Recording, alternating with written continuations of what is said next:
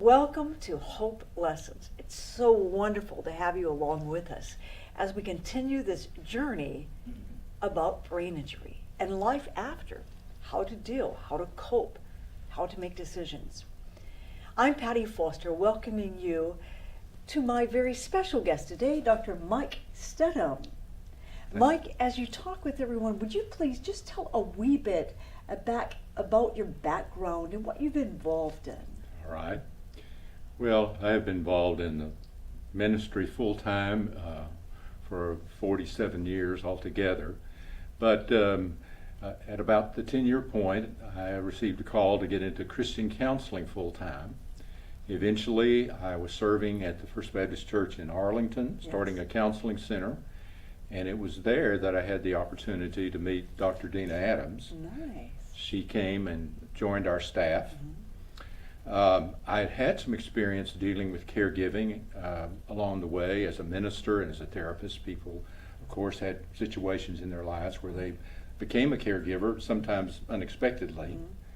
But it was during the time that Dr. Adams was on our staff that, starting in 2011, she began, with your help and inspiration, the support group. And we met at our center once a month, and then we eventually moved to another room.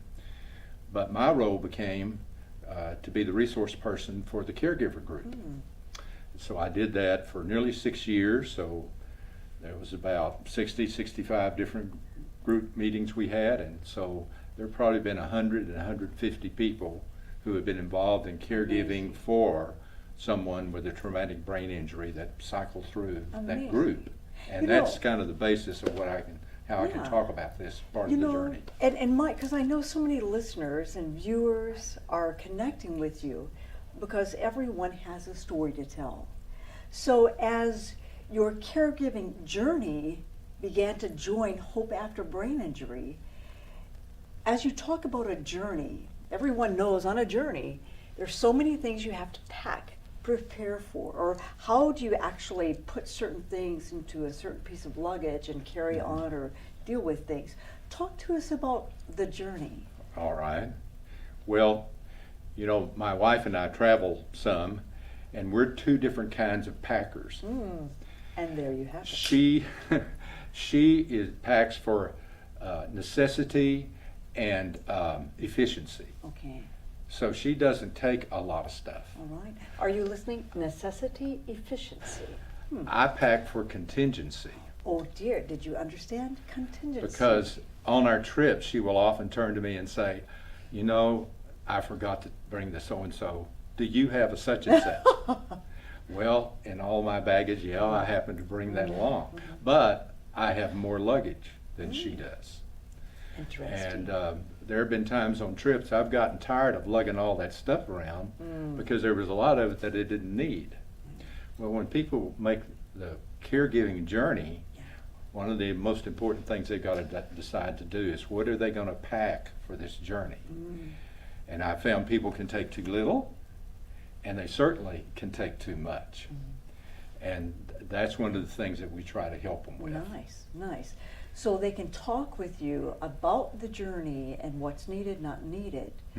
And, you know, often I hear people, and many of you will relate to the journey that you're on right now and where you are and what you are desperately needing. And as we bring hope lessons, because just like with what Mike is offering, it's hope that's realistic, but he's learned firsthand, and then from so many in the group he's had relationship with. So let's talk about the resources along this journey that really add to the quality of caregiving. All right. Well, of course, there's some basic things that we hope everybody can get, and that is good medical care and rehabilitative therapeutic care. Hopefully people have some benefits, some medical insurance and so forth, because this is an expensive thing. It's very costly to deal with. Hopefully you find out that your family is there for you. They say they are, but some of our caregivers find out, well, no, that's not necessarily the case. And you can have a network of friends and meaningful relationships. So those are some basic things. But Patty, I found that there's another suitcase you need to pack, and this suitcase is in your head, because there are certain things you need to put up there, Right. certain ideas, ways of thinking, values, and you don't want to leave this stuff behind. Okay, so can I mention Sure. a Talk couple? with us about that piece of luggage. Okay, one of the most important things that a person going on the caregiving journey needs to pack up here is a sense of understanding. The most common thing we heard from people coming into the caregiving group, as far as the dilemmas, the hurts, the struggles they were having, is they would say, nobody really understands what it's like to be a caregiver for someone with a traumatic brain injury. Nobody understands. Well, if you think that way, if that's the way you pack, that's going to get pretty heavy. Yeah. And so I'm glad to say that the blessing, the help that the group has given most often to caregivers is when they come to that group, over a period of time, they realize that they're with people in that group who do understand. They've been there. They've done this. And they're there for them. Yeah. So that's a great thing that's happened. And then some of the people in the group also join caregiving groups that are online, and there are several. Sometimes some are better than others, and a person would just have to pick and choose. But there are 2 or 3 that were very helpful, because some people, because of their caregiving responsibility, can't leave and physically come to a meeting, Sure. but they could do it online. Sure. Yeah. And then a third thing that we've seen happen is people form relationships with other caregivers. Can I tell you a story to I illustrate would that? love to hear that. Would you like to hear the story? I do believe it will connect. Well, I went in to start our caregivers group one day, and there were 2 ladies sitting beside each other. And when they came in, I noticed they just hugged each other, and one patted each other on the arm, and they sat right down beside each other. And so I went over, and I wasn't trying to pry anything, but I looked at one of them, the younger one, who's new to the caregiving journey. And she patted the lady on the leg, and she said, "She is my CGB." And I thought, CGB, is that a religious group? Or is that some medicine you're taking? Or what is a CGB? And she said, no, she's my caregiving buddy. And she said, we met at this group, and she's been a great help to me in so many different ways. And we talk on a fairly regular basis. And in fact, this caregiving buddy had gone to this lady's house a couple of times and relieved her, so she could go to the store and do some of those other things. Nice. So she was able to get the understanding she needed in one particular person. That was one of the best ways that I've seen that happen. Yes, and it shows how important it is for us to go out of our way to extend mercy or grace or help or just the time of day. Right. CGB or not. Very nice. Right.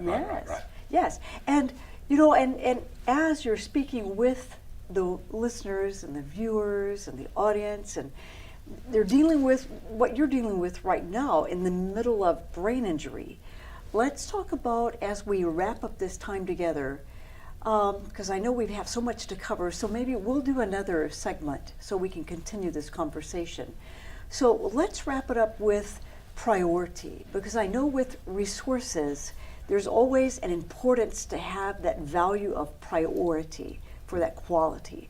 So can you tell us in about 60 seconds that importance? All right. Well, the medical care, family support, all of that is very important, but that sense of feeling understood.